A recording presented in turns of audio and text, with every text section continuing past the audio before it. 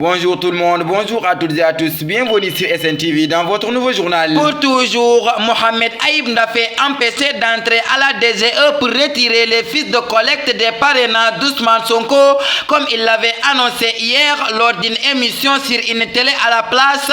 Mohamed Aïb Ndafé s'est rendu ce jeudi 19 octobre pour retirer les fiches de collecte des parrainages du candidat d'Ousmane Sonko à la suite de la publication d'ordonnance de jugement du tribunal de Ziguinchor cassant une décision administrative de rayer des listes électorales à Ousmane Sonko. Cassant la décision administrative de rayer des listes électorales à Ousmane Sonko.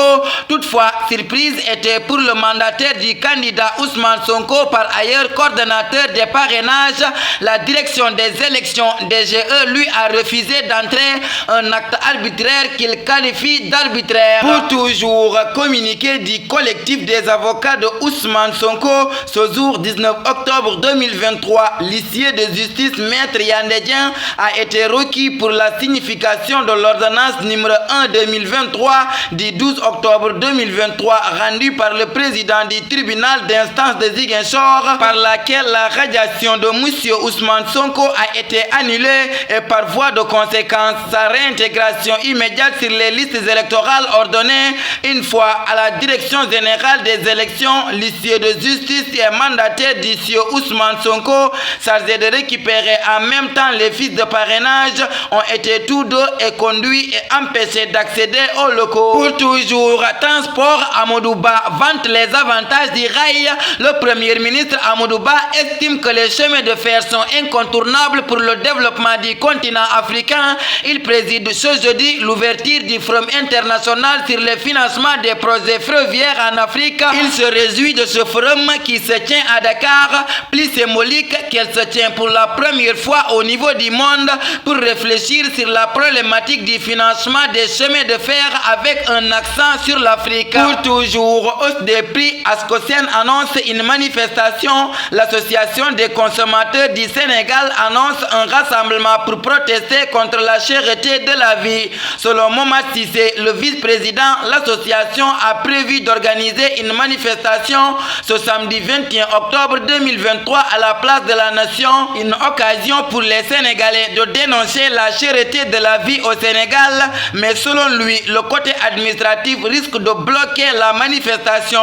Pour rappel, le coût de la vie se fait sentir sur le territoire, surtout sur le logement, les factures d'électricité et de l'eau. Pour toujours, à Galoy, fédérer la jeunesse de cette localité et des villages voisins pour une victoire de Ben Bokyakar en 2024.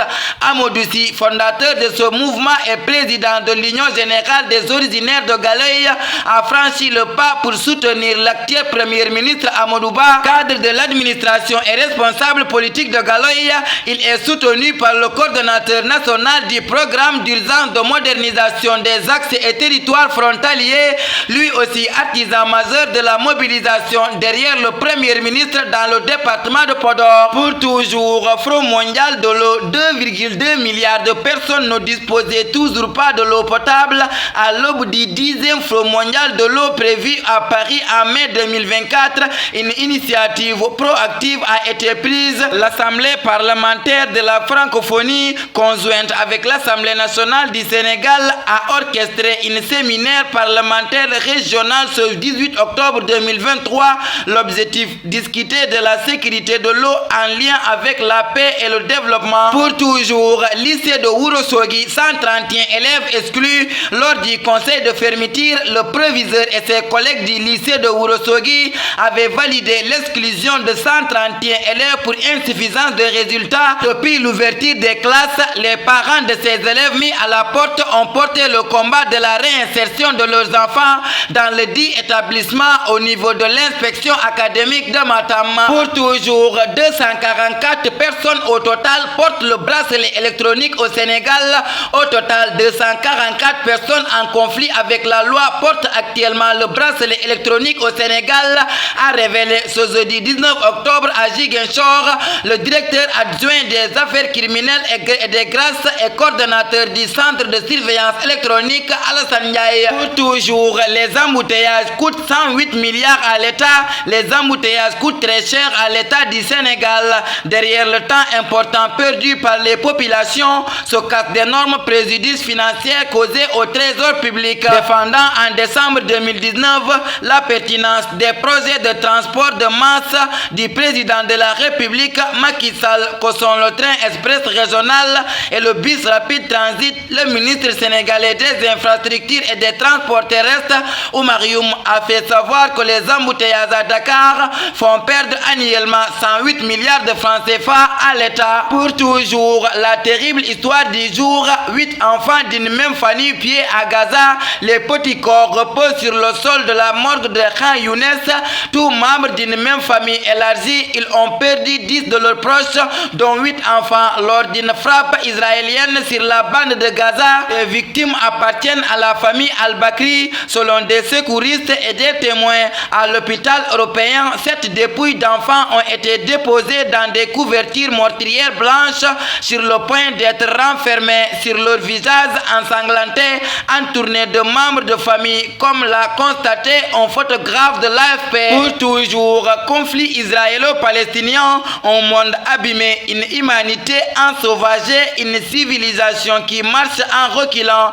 Plus de réfléchir sur l'état du monde, davantage je suis obligé de concéder que le droit international est une énorme supercherie. Le droit n'existe que pour les faibles. C'est la corvée morale et intellectuelle que les faibles doivent en permanence accomplir pour espérer la clémence des forts. Le droit est un principe rationnel, or les nations ne sont pas régies à la raison. Leur base est affective, leur démarche est toujours rythmée par les passions. Pour toujours, Éric Zemmour tacle Karim Benzema. Il a joué en équipe de France pour de l'argent. L'affaire Karim Benzema prend une tournure chaotique. L'attaquant français d'Al-Ittihad est devenu la cible de vives attaques de la part de la majorité de la classe politique française. La dernière de ces attaques, très virulente, a été lancée par Éric Zemmour ce jeudi sur France 2.